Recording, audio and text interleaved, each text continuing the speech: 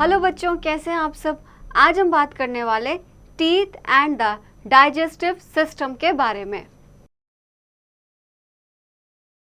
Learning objectives are teeth, care of teeth, the digestive system, good eating habits, microbes. Animals have special mouth parts that helps in eating, whether it is sucking, biting or chewing of food. Teeth are a special feature of mammals. Teeth help in biting into foodstuff and in chewing so that the food gets easily digested. Teeth also help us to speak. बच्चों, अब बात करते हैं animals के जो teeth होते हैं उनके बारे में। उनका माउथ पार्ट सबसे ज़्यादा इम्पॉर्टेंट होता है और टीथ उसमें इम्पॉर्टेंट रोल प्ले करते हैं, ख़ासकर सकिंग में यानी चूसने में, काटने में और खाने को चबाने में। अब जो मैमल्स होते हैं, मैमल्स की पहचान होती है कि उनके टीथ होते हैं। Are teeth. We all have a pair of jaws in our mouth. The upper jaw is fixed but the lower jaw can move.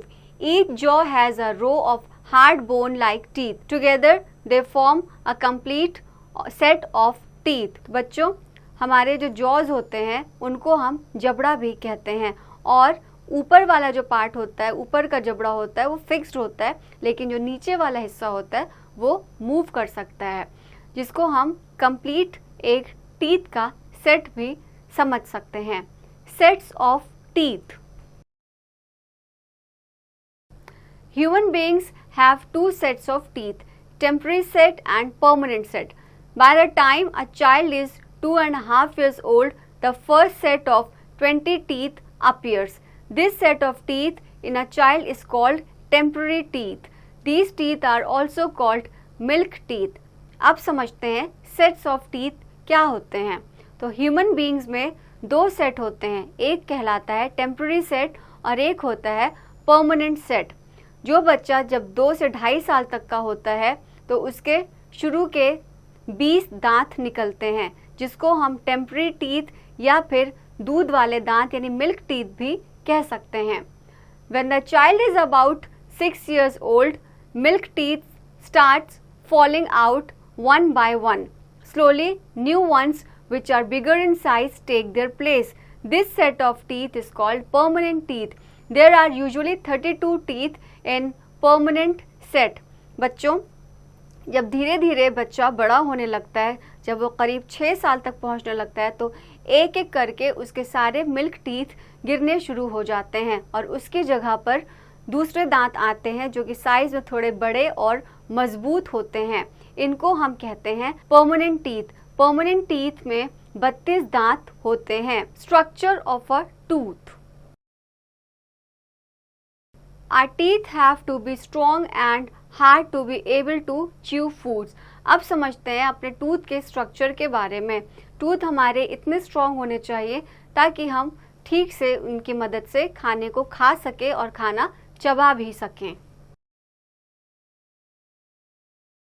If you were to slice a tooth from top to bottom and view it with a magnifying glass, it would look like the one in picture alongside. अगर आप अपने दांतों को slice कर पाते तो आप देखेंगे कि ऊपर से लेकर नीचे तक दांत कुछ ऐसे लगते हैं जैसे कि इस तस्वीर में दिख रहे हैं, और अगर आप उन्हें देखना चाहें तो आप मैग्नीफाइंग ग्लास की मदद से देख पाएंगे कि वो हमारे टूथ का स्ट्रक्चर अंदर से कैसा होता है।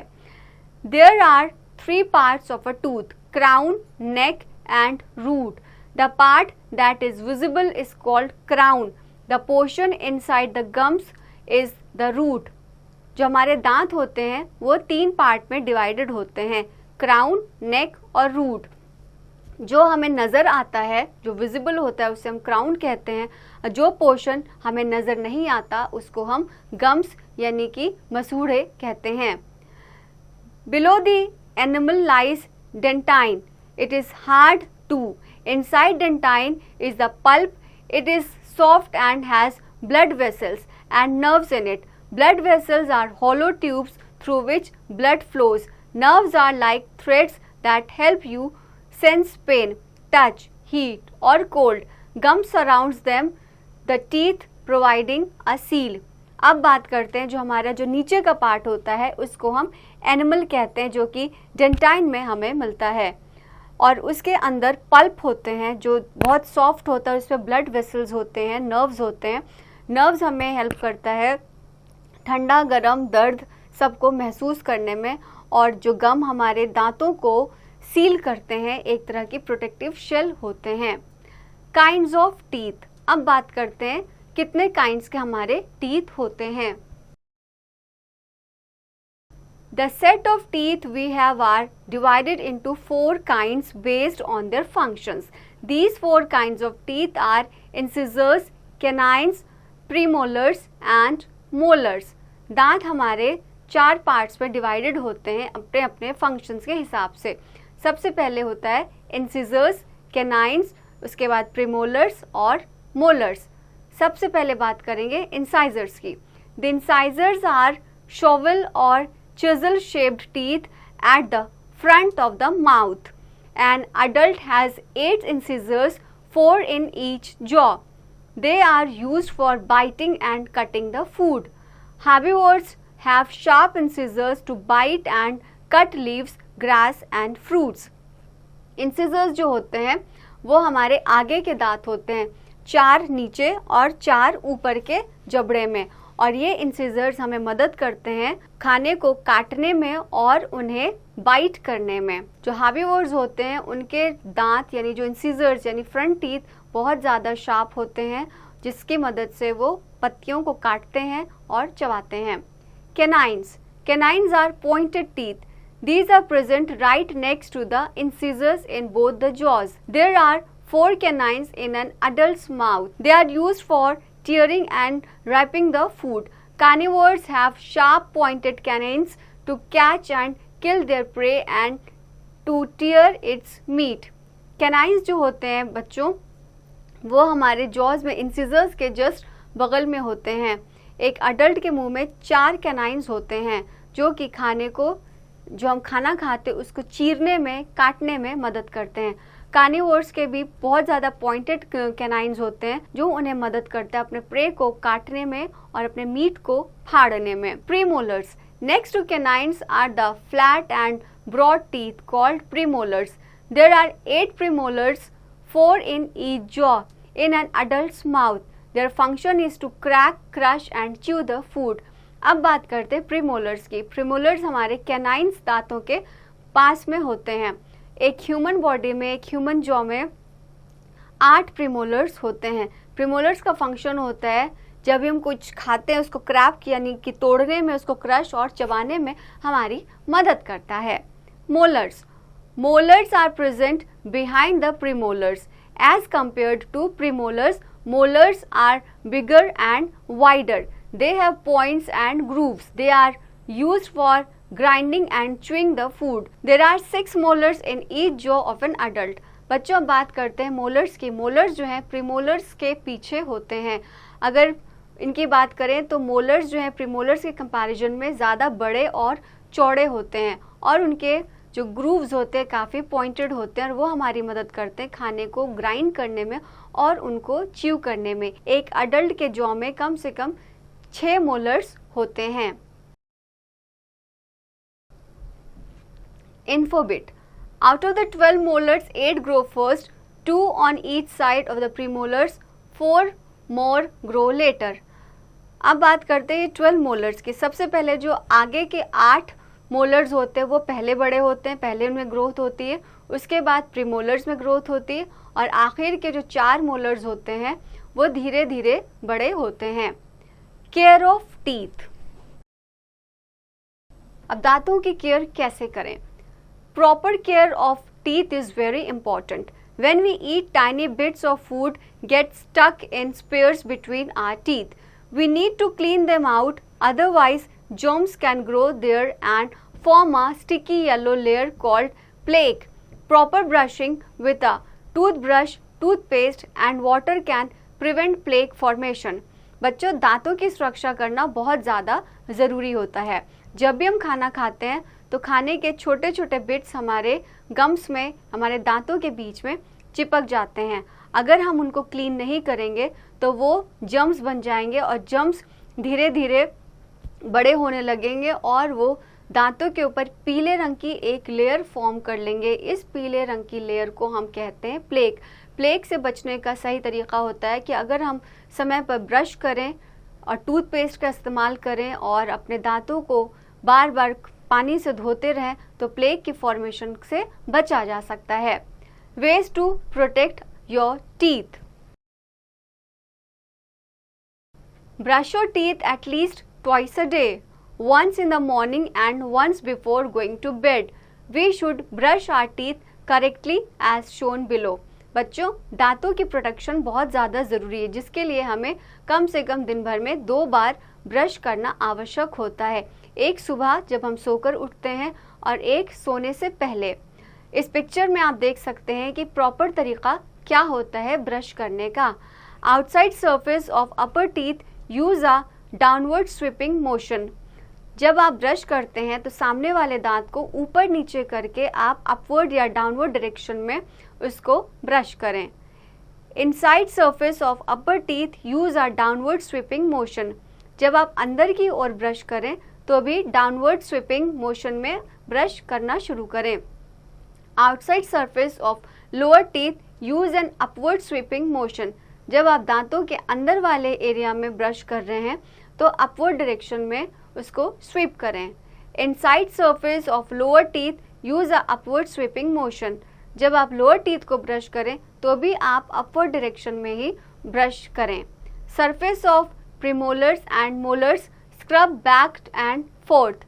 जब आप मोलर्स और प्रीमोलर्स को क्लीन करें तो आगे और पीछे करके ब्रश करना ज़रूरी है। ये होता है correct method of brushing teeth.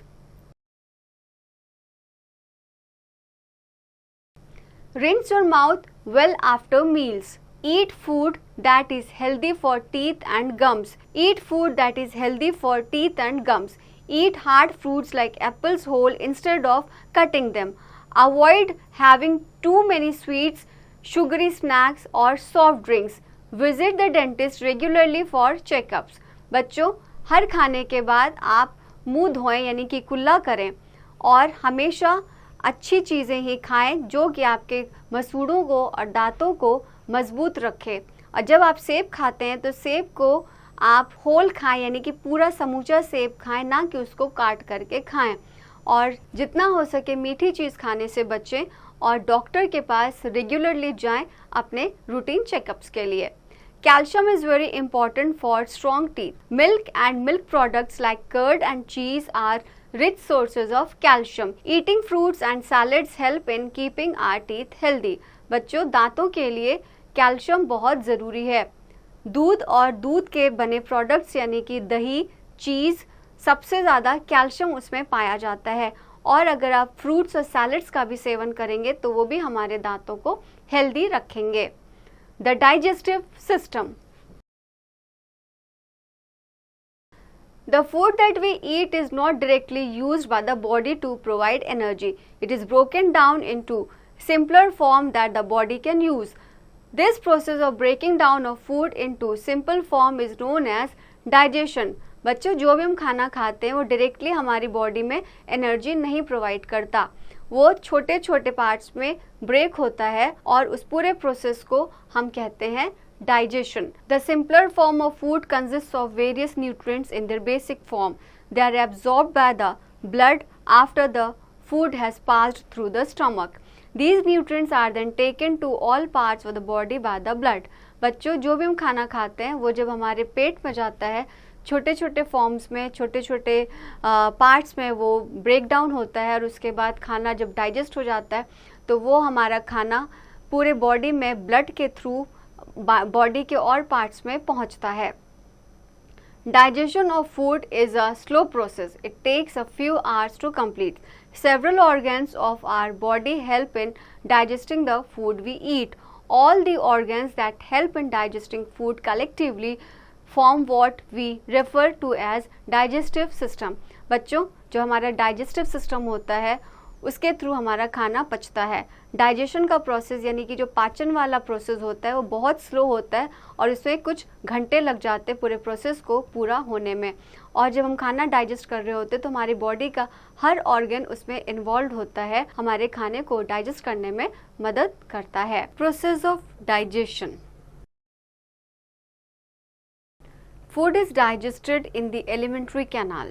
The alimentary canal consists of the food pipe or the esophagus, the stomach, the small intestine and the large intestine.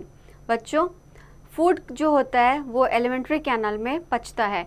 Alimentary canal के अंडर में आता है ईसोफेगस यानी कि हमारा फूड पाइप, स्टमक यानी पेट, small intestine और large intestine. Digestion begins when we put food into the mouth. We chew the food with the help of our teeth. The food is broken down into smaller pieces by our teeth. बच्चों, जैसे हम खाना मुंह में डालते हैं वैसे ही digestion का यानी कि पाचन की जो प्रक्रिया होती है वो शुरू हो जाती है। शुरुआत होती है खाने को चबाने से, जो कि हम अपने दांतों की मदद से चबाते हैं। जब खाने को चबाते हैं तो खाना हमारा छोटे छोटे टुकड़ों में, पीसेस में बट जाता है। As the food is chewed, it is mixed with the saliva produced by the salivary glands. This softens the food so that it can be swallowed easily. जब हम खाना चबाते हैं तो खाना हमारा सलाइवा के साथ मिक्स हो जाता है। सलाइवा हमारा सलाइवरी ग्लैंड से निकलता है और सलाइवे की मदद से खाना सॉफ्ट हो जाता है और उसको निगलने में आसानी होती है। The tongue pushes the chewed food to food pipe. From the food pipe means esophagus, the food passes to the stomach. टंग यानी कि जीभ की मदद से जो हम खाना चबा रहे होते हैं, जीभ खाने को पीछे की ओर पुश करती है और जो पुश करने से खाना हमारा फूड पाइप यानी कि इसोफेगस के जरिए हमारे पेट में पहुंचता है। Infobit, saliva change of the food into sugar. Saliva की मदद से खाना हमारा जो है शुगर में बदल जाता है।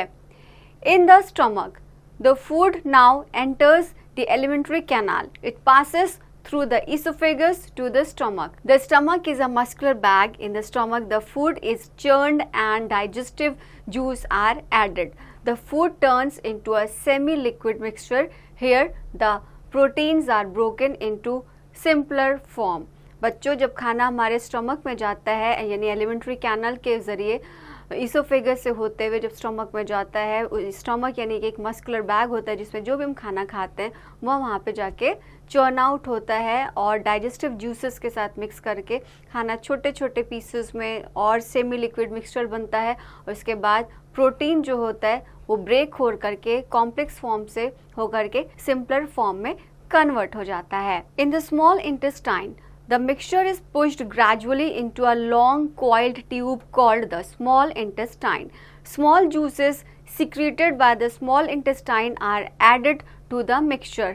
अब बात करते हैं स्मॉल इंटेस्टाइन की। स्मॉल इंटेस्टाइन जो है हमारे खाने को एक लॉन्ग कॉइल्ड ट्यूब होती है जिसमें कि खाने को पुश करता है, जहाँ पर कई सारे तरह के जूसेस सिक्रीट होते हैं और वो इंटेस्टाइन के साथ मिक्स हो जाते हैं। The digestive juices from the liver and the pancreas enter the small intestine and are added to the food mixture.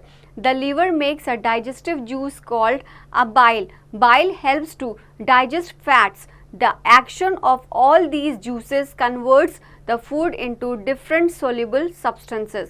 बच्चों, डाइजेस्टिव जूसेस जो होते हैं लीवर से होते हुए पैनक्रियाज में एंटर करते हैं और फूड मिक्सचर के साथ ऐड हो जाते हैं। फिर लीवर हमारे डाइजेस्टिव जूसेस को बाइल में कन्वर्ट कर देता है। बाइल जो है हमारे फैट्स को डाइजेस्ट करने में मदद करता है। और फिर उसके बाद जो नेक्स्ट एक्शन होता है वो ये होता है कि जो जूसेस होते हैं वो कन्वर्ट हो जाते हैं छोटे छोटे सॉल्युबल सब्सटेंसेस में, जो कि बॉडी के साथ हमारे मिक्स होते हैं. The blood vessels present in the walls of the small intestine absorb the soluble substances into the blood. The blood carries these two all the parts of the body. बच्चों, जो हमारे small intestine में walls होती हैं यानी blood vessels के जो walls होती हैं वो हमारे सॉल्युबल सब्सटेंसेस को एब्जॉर्ब कर लेती हैं और यही ब्लड पूरे बॉडी में जब सर्कुलेट होता है तो जो भी सॉल्युबल सब्सटेंसेस होता है वो भी बॉडी के अदर पार्ट्स तक पहुंचाता है. In the large intestine, the undigested food passes into another tube called the large intestine. Here water is absorbed from the undigested food. Whatever is left over thrown out of the body through an opening called an anus.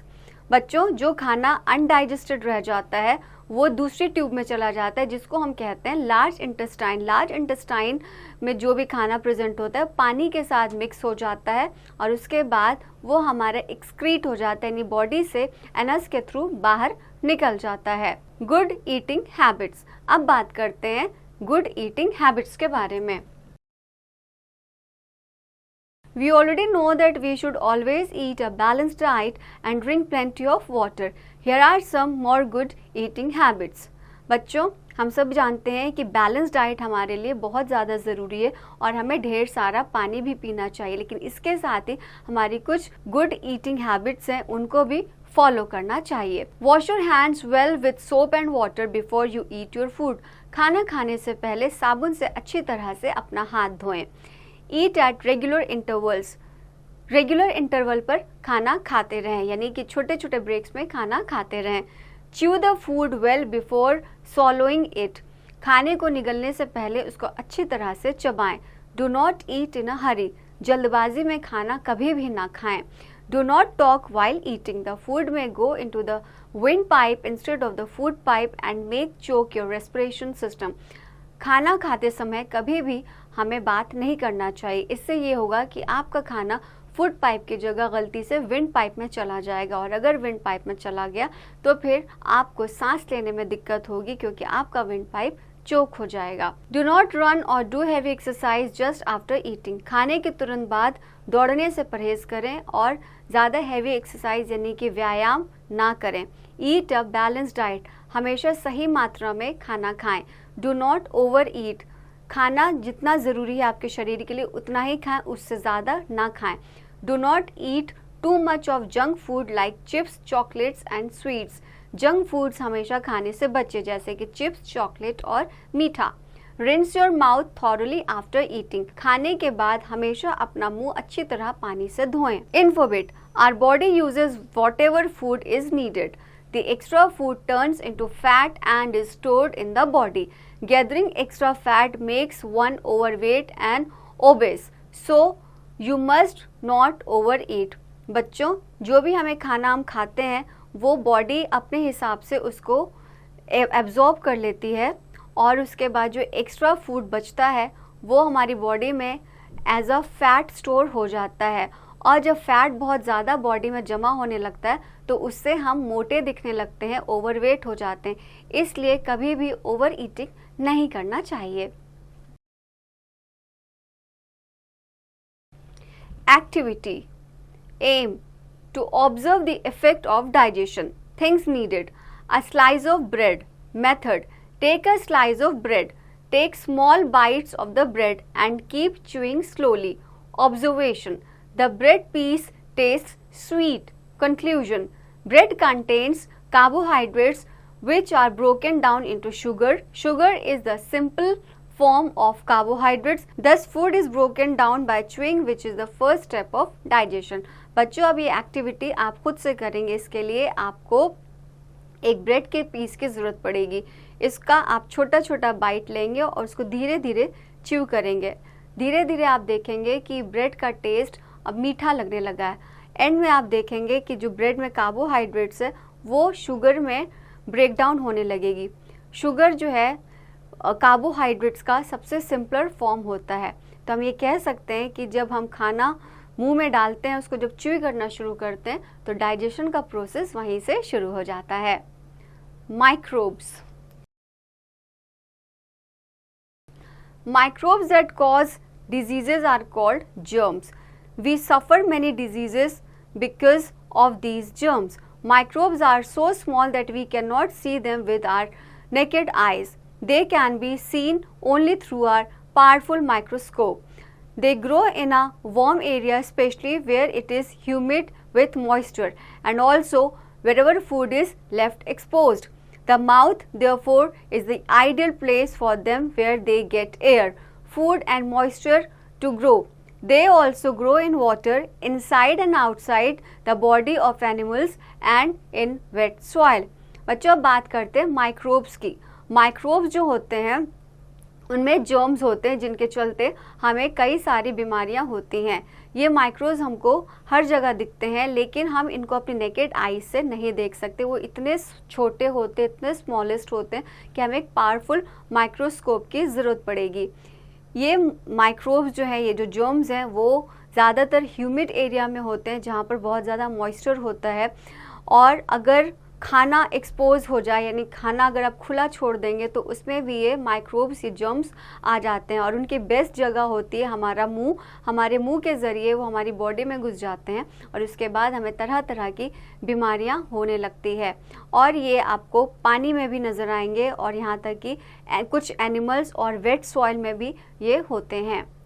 Microbes are of 4 main types: virus, bacteria, fungi and protozoa. Microbes 4 तरह के होते हैं: virus, bacteria, fungi and protozoa. Some micro organisms cause diseases and harm us while others are useful. कुछ micro organisms ऐसे होते हैं जिनके चलते हमको बीमारियां होती हैं, लेकिन कुछ अच्छे माइक्रोब्स होते हैं जो कि हमारी बॉडी के लिए बेहद ज़रूरी है। सबसे पहले जान लेते हैं हार्मफुल माइक्रो ऑर्गेनिजम्स कौन कौन से हैं। Harmful micro organisms: Just as microorganisms cause tooth decay, they also cause diseases.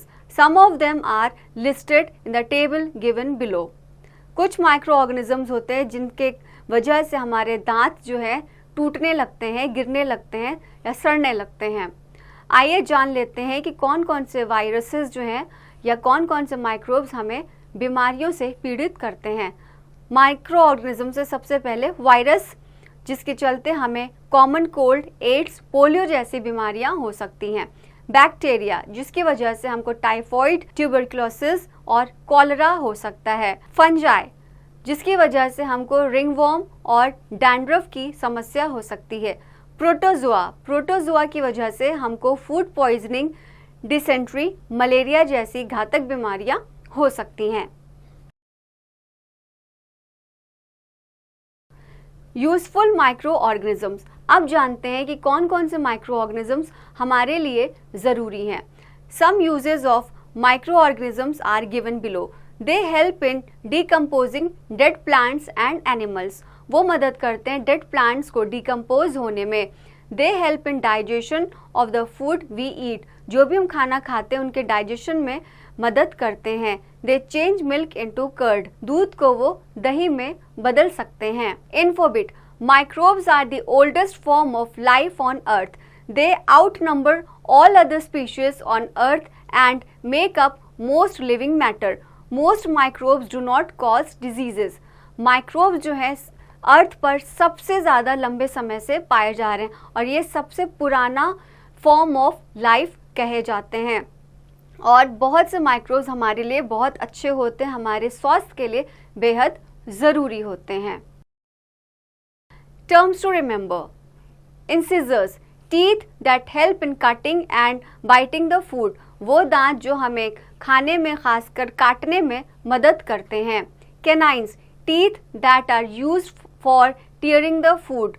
वो दांत जो कि खाने को बीच से चीरने में या फाड़ने में मदद करते हैं। Premolars, teeth that help in crushing and chewing the food. वो दांत जो कि खाने को कुचलने में और चबाने में मदद करते हैं। Molars, teeth that help in chewing and grinding the food. Molars वो दांत होते हैं जो कि खाना चबाने में और सलाइवा के साथ मिक्स होने में हमारी मदद करते हैं। Crown, the upper part of the tooth that we see. दांत जो सामने से नजर आते हैं उनको हम क्राउन कहते हैं। Root, the part of the tooth inside gums. Tooth का वो हिस्सा यानी दांत का वो हिस्सा जो कि नीचे को होता है, गम्स के अंदर होता है। Plaque, a sticky yellow layer of germs that forms on the teeth. Plaque वो होता है जो कि येलो कलर का, पीले रंग का एक स्टिकी लेयर होती है जो हमारे दांत पर जम जाती है। Digestion, the process by which food is broken down into a simpler form so that it can be easily absorbed by the body. Digestion वो क्रिया होती है जिससे जो खाना होता है वो धीरे धीरे ब्रेक डाउन हो करके हमारे बॉडी में एब्जॉर्ब होता है और हमें एनर्जी देता है। कॉम्प्लेक्स फॉर्म से वो सिंपलर फॉर्म में बदल जाता है। Microbes, small living things that can be seen only with the help of microscope. Microbes वो होते हैं जो कि बहुत ही छोटे छोटे जर्म्स होते हैं और वो हमें नेकेड आई से नजर नहीं आती। ये वो लिविंग बीइंग है जिनको देखने के लिए हमको माइक्रोस्कोप की जरूरत होती है। Now I know human beings have two sets of teeth, the temporary set and the permanent set. मनुष्य में दांतों के दो सेट होते हैं, एक होता है टेम्पररी सेट और एक होता है permanent set. There are four types of teeth. They are incisors, canines, premolars and molars. दांतों के चार प्रकार होते हैं, incisors, canines, premolars and molars. A tooth has two parts, the crown and the root. दांतों के दो हिस्से होते हैं, crown और root. The main parts of the digestive system are mouth, esophagus, stomach, small intestine, large intestine, liver and anus. Digestive system के जो main parts होते हैं वो होता है माउथ यानी हमारा मुंह, इसोफेगस यानी फूड पाइप, स्टमक यानी हमारा पेट जहाँ खाना स्टोर होता है, स्मॉल इंटेस्टाइन वो जहाँ पर जो भी हम खाना खाते हैं और जहाँ पर जमा होने के बाद वो पूरे बॉडी में ब्लड वेसल के थ्रू पार्ट्स में जाता है और हमें एनर्जी देता है। लार्ज इंटेस्टाइन वो बॉडी का पार्ट होता है जहाँ पे खाना अनडाइजेस्टेड होता है और वहाँ से वो बाहर निकल जाता है एनस के थ्रू। और हमारा एक और इम्पॉर्टेंट पार्ट है वो है liver. Virus, bacteria, fungi and protozoa are the four main types of microbes. Microbes चार प्रकार के होते हैं, वायरस, बैक्टीरिया, फंगाई और प्रोटोजोआ। तो बच्चों, आई होप कि आपको ये चैप्टर अच्छी तरह से समझ में आ गया होगा। अब इसकी एक्सरसाइज की प्रैक्टिस आप खुद से करें।